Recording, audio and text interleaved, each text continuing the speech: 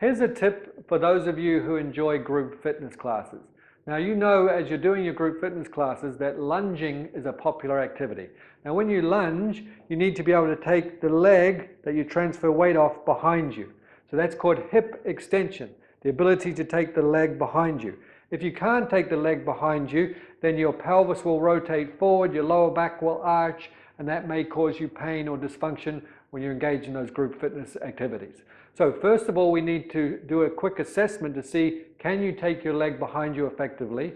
And if you can't, give you an exercise you can do to make that movement more effective. So what you're going to do is you're going to lie on the ground, or coach your client to lie on the ground, and they're going to, if we're just checking the left-hand side, we're going to hug the right knee to the chest with the right arm and lift the left arm over the head.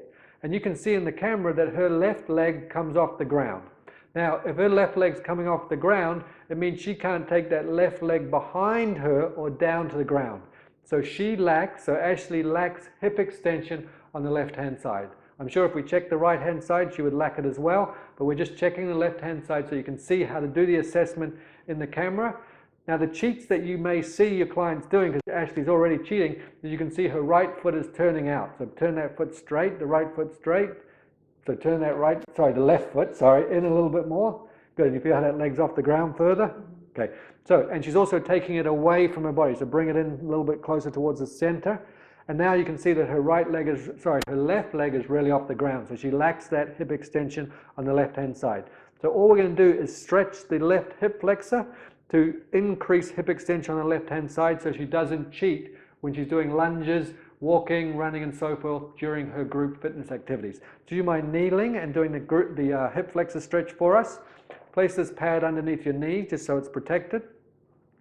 Obviously, when anyone's doing the stretch, make sure that they are supported or are protected on that knee, because a lot of times the pressure on that kneecap can be painful. So she's doing this great, but she's arching her lower back a little bit. So just bring your hips back, good, back, and now tilt under, tuck under, more, better. Feel how your left butt is working now?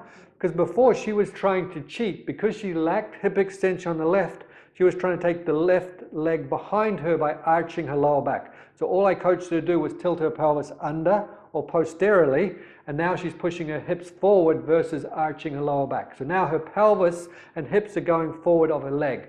So now she's actually stretching her left hip flexor correctly to encourage better hip extension. So this means when she's lunging, walking, running, or whatever she's going to do in those group fitness activities where her left leg needs to come behind her, she's not going to cheat in her lower back and pelvis and so forth and cause her pain.